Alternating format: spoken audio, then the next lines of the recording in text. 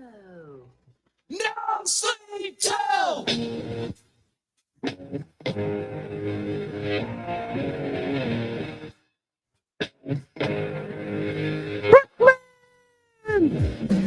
What's up, y'all? Welcome back to the second segment of a brand new episode of the hashtag Brothers of Baseball show right here on the Big Game Christian Sports Network. It's your boy Willie Epting Jr. Checking in live, loud, and in color, man. Thank you guys out there for checking us out on Facebook, through my personal page, through the network's Facebook page, through the media group, ShakeBack, that is. Facebook page, LinkedIn, YouTube, Instagram, TV. I see y'all out there watching.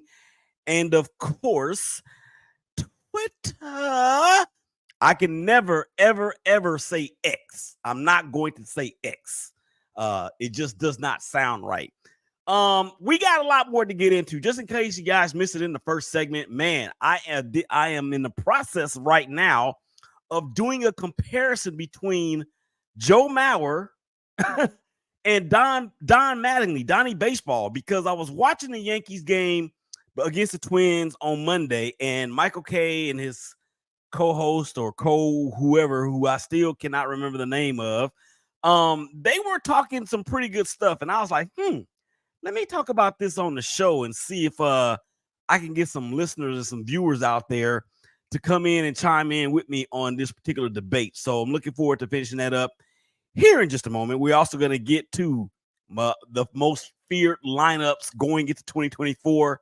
I got the American League on deck, and it's a toss-up between a couple of teams, but we're going to get to that here too in just a second. This second segment, it is being brought to you by Front End Sports. That's right, baby. Since 2022, Front End Sports has been an integral part of doing what? Guess what? They are dedicated to empowering athletes, teams, and organizations with cutting-edge social media, merchandising, and NIL strategies to help your brand through innovative and personalized solutions. Their team consists of experienced professionals with diverse backgrounds in sports, marketing, design, and technology who share a passion for helping their clients succeed and unlock their full potential. Make sure you go to frontendsports.com. Again, that is frontendsports.com. Tell them that your boy Willie Epting Jr. from the hashtag Brothers of Baseball show, the BGC Sports Network, and of course, the SBMG told you to holler them so y'all can set it off on getting your NIL needs and recognition and all that great stuff. Okay, so yeah, I was talking about Donnie Baseball, Don Mattingly, and Joe Mauer, who was just recently inducted into the Hall of Fame this past election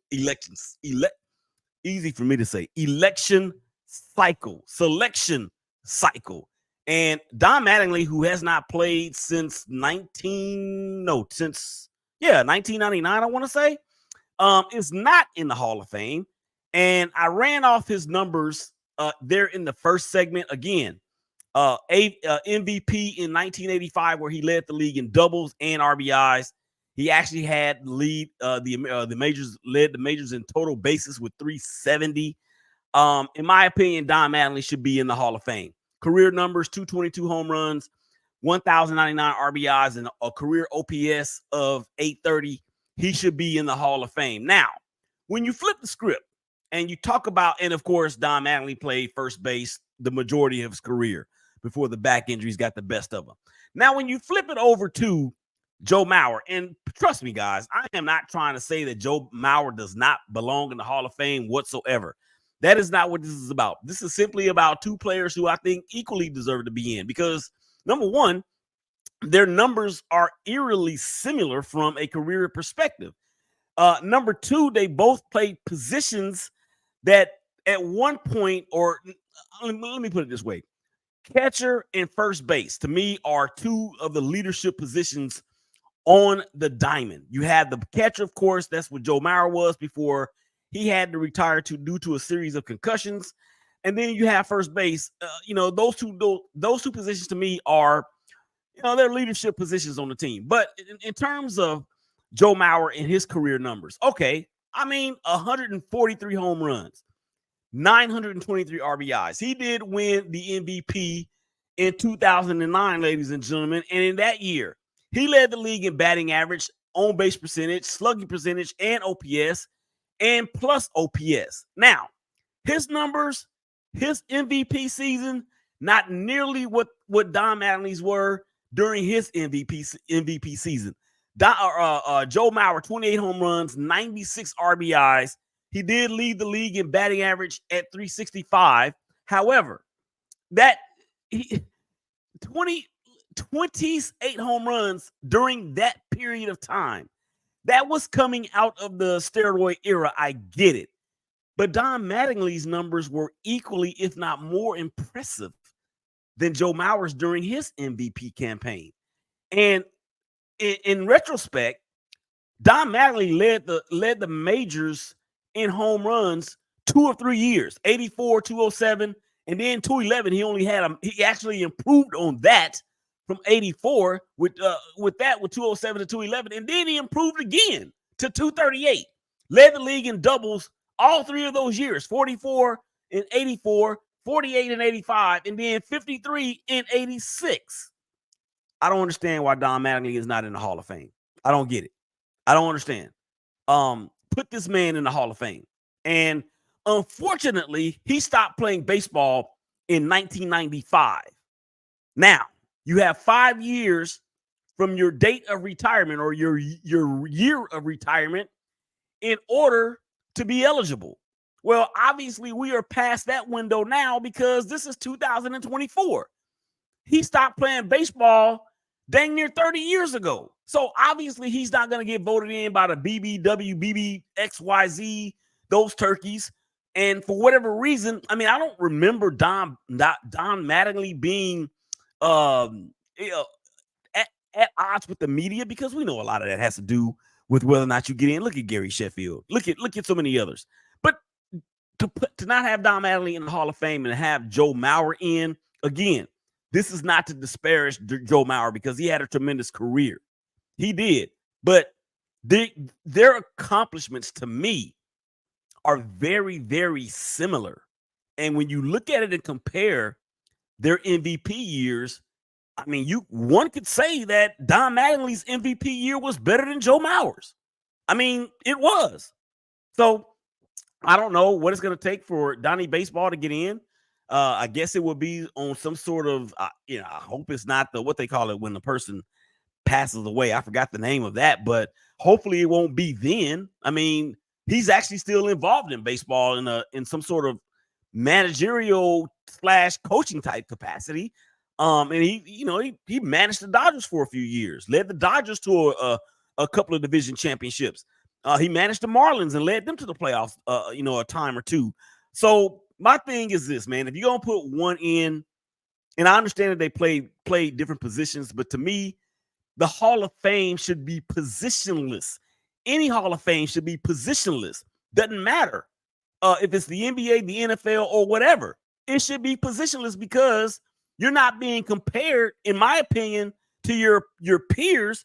You're being compared to yourself and the game as a whole from not only a present perspective when you were there, but then even from past players that got in based on same or similar type numbers and accomplishments. I thought that's what the Hall of Fame should be about, but you know what? Maybe I'm just not that smart, but who knows? So that's the thing. I believe that Joe Mauer is a Hall of Famer, but I believe that Don Mattingly is a Hall of Famer too. Okay. So I want to get to this because it got me to thinking. Now, I don't know if you guys have seen the reports out there, the storming of the court between the Duke Blue Devils basketball team and the Wake Forest Demon Deacons. How about that? A deacon and a devil on the same court. But anyway, so yeah, of course it's been well documented. And in terms of Caitlin Clark, who was injured earlier in the year, and then Duke's Kyle Filipowski, who injured an ankle after the mob from the crowd stormed the court, it got me to thinking, number one, what do you guys think about college athletic, or really athletics and competition and games itself, where the crowd storms the court? or the field for that matter. This is not going to go away in terms of college athletics. And I'm actually looking at the footage as I'm talking to you guys. Yeah, Kyle got a pretty severe looking sprained ankle there. I mean, he was twirled around, and sprained ankles, you can never be too careful with those things because it's worse than a break. It's soft tissue. So then it leaves you open, more susceptible to sustaining a similar type injury in the future. But here's the thing. It got me to thinking. What if we saw Major League Baseball fans storm the court, storm the field, storm the diamond, in a way in which we've seen it in college football and we've seen it in college basketball? I personally don't think it'll ever happen because of the security measures that are in place, because of the fact that these are professionals. Even though college athletics is becoming more and more professionalized every single day with the NIL and all those great things, I mean, and more power to them. Make all the money you can. But I don't think we'll ever see it in baseball. But is that a bad thing?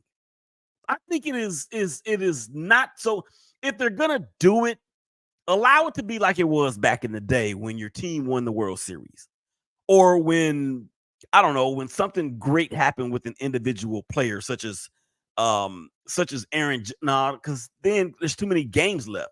So it's just a lot of varying factors in which I believe it should not come into baseball, but only in certain cases, and really, really isolated cases where your team has to, like for instance. And then, of course, when you are on the road and you win the championship, i.e. like the Rangers did in Phoenix last year against the Diamondbacks, you're not going to have anybody storming the field from that. But what if that happened in Arlington at the brand new or the semi-pro or the semi-brand new Globe Life Park out there in Arlington? What if that happened there? Will you have a problem with it? If I wouldn't, this is the thing. I don't want to see anybody get injured. And that's my primary reason for not wanting to see anybody storm the field. However, if there are measures in place or certain measures in place in which the fans, say for instance like this, if the Rangers had won the World Series in Arlington last year and storming the diamond is allowed, how much time would need to elapse before the players who are on the field celebrating, and you have all the post-game stuff, but then it wouldn't be storming the field. It wouldn't be storming the diamond because it would be so late. At that point, you just taking a tour around the bases almost like. So I don't know if it would ever work in baseball, even if we wanted it to. I'm not sure that I would even want to see that because of all of the things that go on after a baseball game. It's just it would be too dangerous in my opinion. So that's my thought on that. I think I'm gonna put a poll up on Twitter. Do you or do you not want to see storming the field in Major League Baseball only after like monumental type games? It's going up on a poll at Twitter or on Twitter at ShakeBack Media Group, SHKBK MEDIAGRP. I'm going to do that immediately following the show. Okay, so I was talking about this in the first segment, or in the intro rather. I'm a bit of a historian when it comes to Major League Baseball or baseball in general for that matter. And thanks to the advent of social media, it has allowed for me to remember such things that I would have otherwise forgotten, even as a staunch Major League Baseball fan such as myself. Now, I mean, let's just be real. My memory ain't once what it was.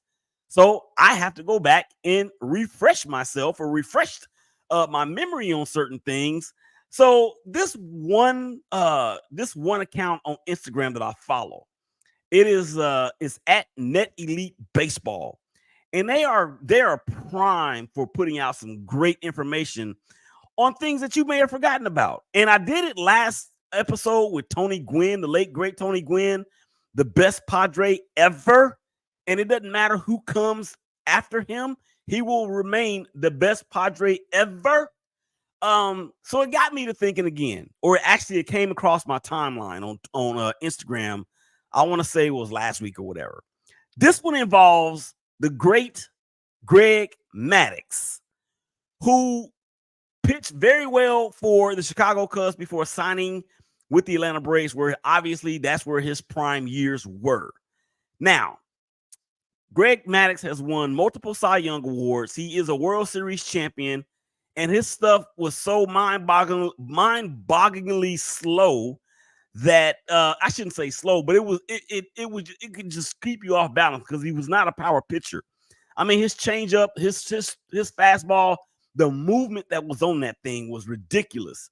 So it got me to thinking. Some historical perspectives. Greg Maddux in 1997 threw a 78-pitch complete game. 78 pitches is unheard of unless you could have that by the fourth inning in this time of in the game or in games. This is 4 innings. Most current starting pitchers, he threw 63 strikes and only 15 balls. Again, that is in a complete game in 1997. Another stat from old Greg. He threw 109 complete games throughout his career. 26 of those were done in under 100 pitches. You talk about efficiency. You talk about the absence of specialization with these relief pitchers coming in here and facing 2 batters and then going out and then you have somebody else come in and do the same thing. That's what I love about old school baseball. And then Greg Maddux faced 20,421 batters in his career. You know how many batters saw a 3-0 count over that span? I'm glad you asked. 133. That's all. That's like 0.1% of the batters that he faced actually saw a 3-0 count. He just didn't walk people, ladies and gentlemen. He just didn't throw balls for that matter. And then 25 years ago, the Cy Young Award, he won his 4th straight. Over those 4 seasons, he pitched more complete games, 37 in 4 years. 37 complete games, only allowed 33 home runs in 4 straight seasons. That's domination. And then, of course, he broke Jim Cott's record for Gold Gloves as a winner, as a pitcher. And it's just crazy about how dominant that dude was. And again, his stuff wasn't that fast. I mean, it wasn't that electric aside from the movement that he got on his change and on his other off-speed stuff and even his fastball, which was only like an 89 to 90 mile per hour fastball, which is nothing. But the movement on it was crazy, like I said previously. So that's a historical perspective, followed by your weather report that occurred in the first segment. That is going to do it for the second segment of this episode of the Hashtag Brothers of Baseball Show. Come on back on the other side. We're going to talk about the most feared lineups going into 2024. Big day, dopest engineer on the globe, baseball fans. Willie Epting Jr., Hashtag Brothers of Baseball Show. Y'all come back and holler at us.